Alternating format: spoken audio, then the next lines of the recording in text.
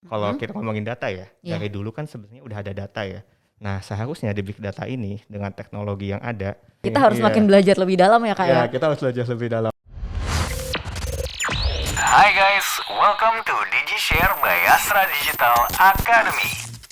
Halo guys, welcome to Astra Digital Academy, tempat untuk kamu mendapatkan insight seputar digital marketing, product development, dan big data.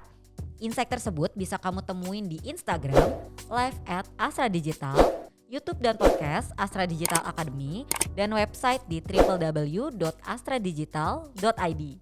Perkenalkan, gue Putri Bunga dan gue adalah seorang data scientist di Astra Digital. Dan di episode kali ini kita bakal ngobrolin seputar big data nih. Seperti yang teman-teman tahu, di 2021 ini itu udah banyak banget yang namanya teknologi dan digitalisasi. Nah, kita nggak memungkiri juga nih banyak data yang dikolek oleh beberapa perusahaan ataupun instansi tertentu. Nah, di sini big data itu memegang peran penting ya teman-teman. Nah, makanya aku mau ngobrolin nih seputar big data. Big data itu sebenarnya apa sih? Apakah big data hanyalah sebuah data yang besar atau seperti apa? Nah, di sini aku udah nginvite salah satu narasumber yang pastinya berpengalaman banget di bidang big data.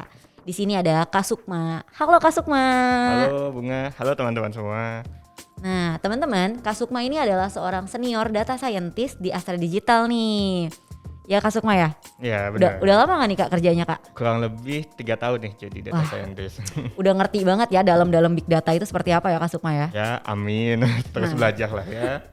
oke Kak Sukma. Jadi gini Mm, nih Kak, eh, saat ini kan banyak banget ya data-data yang di kolek di sehari-harinya kita, di kehidupan sehari-hari kita ya. ya. Contohnya misalnya aku lagi mau berangkat ke kantor nih, ada transportasi online. Nah itu di situ ada data yang dikolek sama perusahaan si transportasi online kan ya Kak ya. Mm, Terus kita mau pesan makan juga ada data yang dikolek juga dari situ. mm, Nah di sini Kak, aku tuh mau nanya Kak, soal data-data ini kan berarti akan menjadi data yang banyak, yang besar ya. ya Nah betul. sebenarnya si data yang besar ini atau yang biasa kita sebut dengan big data gitu ya. Big data tuh sebenarnya apa sih Kak? Ya, jadi sebenarnya big data itu eh, kumpulan data sih, Bung. Jadi kan kalau Hmm? kita ngomongin data ya, Iya. dari dulu kan sebenarnya udah ada data ya.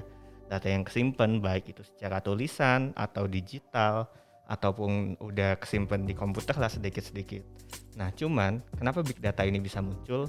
Ini karena emang semakin canggihnya teknologi dan datanya juga semakin banyak, semakin cepat dan juga semakin variatif. Atau Oke. biasanya kita nyebutnya 3V. Mungkin Bunga juga udah pernah dengar ya. 3V. Oh oke oke oke oke. Ya, Gimana tuh Kak? yang pertama itu 3V itu ada volume. Jadi dia datanya banyak banget, besar banget, tapi besarnya relatif ya. Oke. Nggak ada yang bisa nggak ada syarat tertentu lah besar itu berapa. Yang kedua itu velocity. Jadi kecepatannya nih. Jadi sekarang kalau datanya udah ketangkep itu bisa real time. Bisa langsung ketangkep sama perusahaannya. Terus yang terakhir, yang ketiga itu variety. Jadi makin variatif nih datanya. Mhm. Nggak cuma data-data tabel-tabel aja mungkin yang common ya. Tapi data seperti gambar, seperti video, seperti audio, itu mulai banyak ke record lah, kesimpan sama perusahaan-perusahaan lah. Kayak gitu sih, Bung. Oh oke Kak. Tapi nih Kak, aku tuh pernah baca-baca nih. Ya, Pernah baca-baca kalau misalnya 3V itu tuh ada yang nyebut 5V Kak. Jadi bukan cuma 3V. Ada yang aku lihat tuh, aku pernah baca ada 5V gitu Kak. Tuh bedanya apa ya Kak? Yang 3V sama 5V gitu. ya jadi sebenarnya sih 5V itu perkembangan dari 3V lagi itu tadi sih. Oh gitu. Ya, jadi mulai ada definisi baru nih yang dia mewajibkan atau jadi salah satu karakter lah dari data kalau mau disebut big data. Duanya itu, yang pertama itu soal value-nya. Jadi value di big data itu datanya harus punya nilai nih buat perusahaan, harus punya harga atau informasi lah yang bisa berguna untuk perusahaan. Oke. Terus yang kedua itu soal veracity atau tingkat kepercayaan datanya. Mungkin dia datanya tuh nggak, kalau dulu mungkin agak agak mudah untuk dimanipulasi ya datanya, bisa kita ubah, bisa kita apa. Nah, seharusnya di big data ini dengan teknologi yang ada ini semakin trustful nih datanya, semakin verify lah. Oke. Contohnya mungkin Bitcoin ya, yang kayak gitu ya, NFT, cryptocurrency. Nah, itu udah mulai veracity-nya udah mulai bagus. Gitu Nah, sih, Bu. jadi sebenarnya kalau dari big data sendiri nih Kak, yang jadi acuan itu 3V-nya atau 5V-nya nih Kak? Nah, sebenarnya sih kalau definisi awalnya sih 3V itu sih, Bung. Oh gitu. Ya, cuman sekarang udah sebenarnya bagaimana definisi perusahaannya aja nih. Ada yang bilang 3V itu masih big data, tapi ada juga yang bilang 5V itu harus 5V nih sekarang harus naik, bahkan ada yang bilang 6V juga.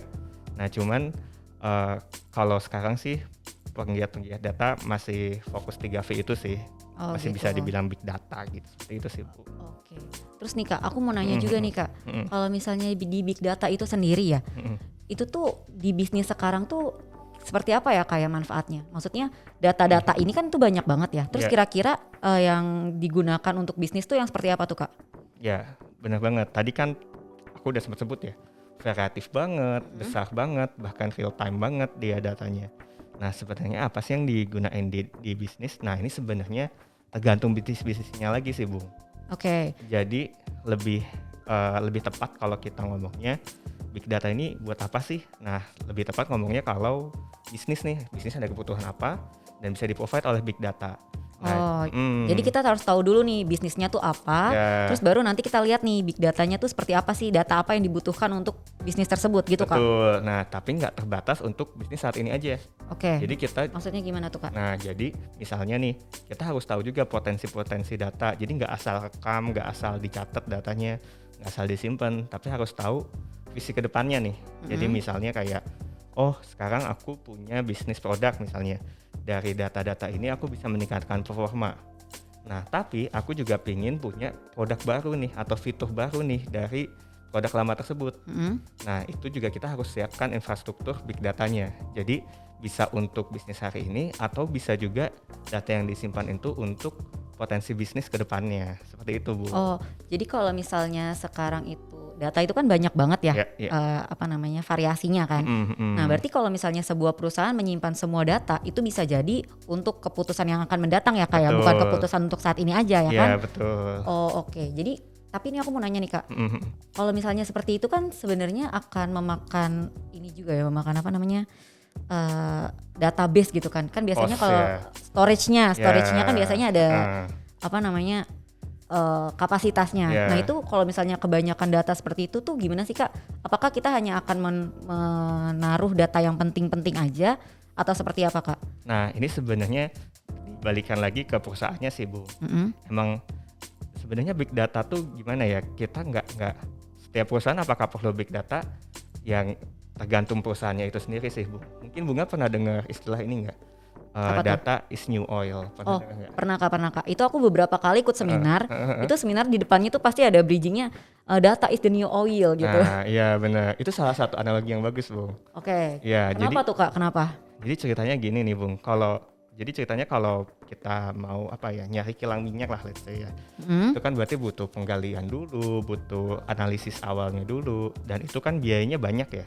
Iya benar. Biayanya gede banget kan. Nah jadi tapi waktu kita gali, waktu kita udah let's say udah alat-alat udah masuk, udah coba didalemin, udah digali, ternyata minyaknya nggak ada, berarti rugi dong. Oh iya benar. Ya, tapi kalau ada minyaknya dia malah untung besar. Nah data juga sama kayak gitu.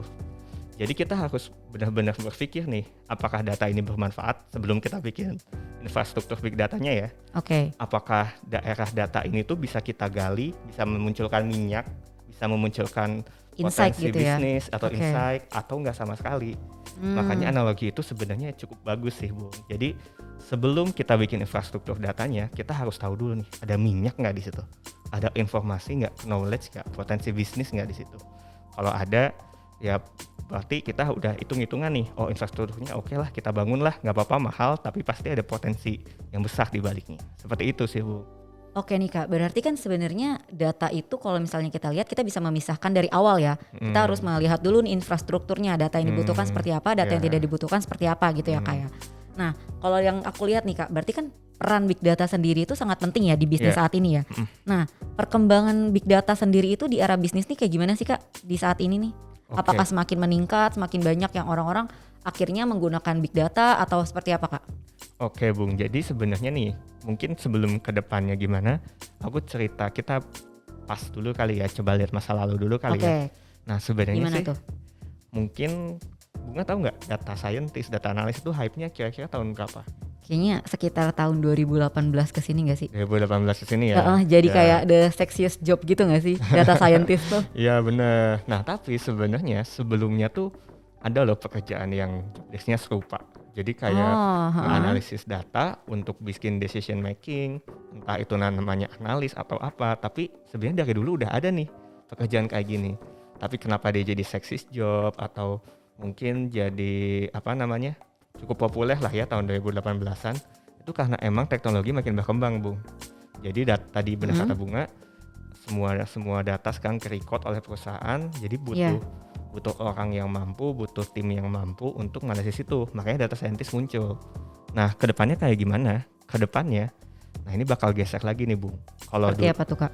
Kalau sebelumnya mungkin datanya nggak big lah ya, 3V belum terpenuhi, 5V belum terpenuhi.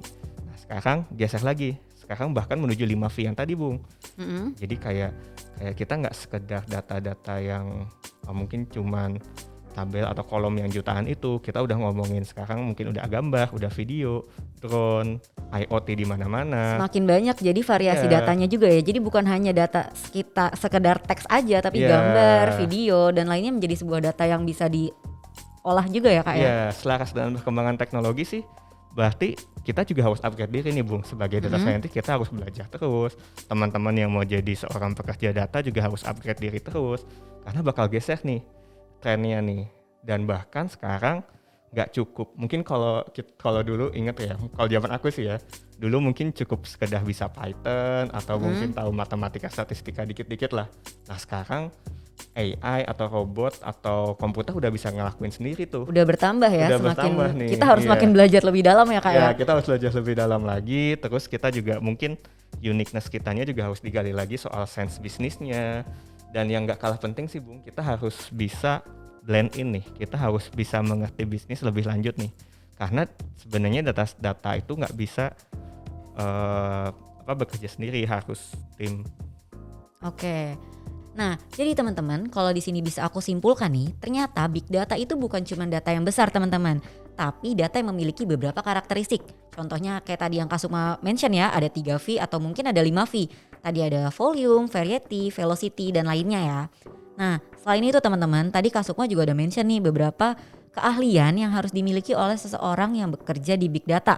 Contohnya tadi ada Python ya kesebut ya. Nah, untuk kalian yang penasaran nih tentang apa aja keahlian yang harus dimiliki seseorang yang bekerja di big data ataupun bagaimana sih perkembangan big data di era digital sekarang.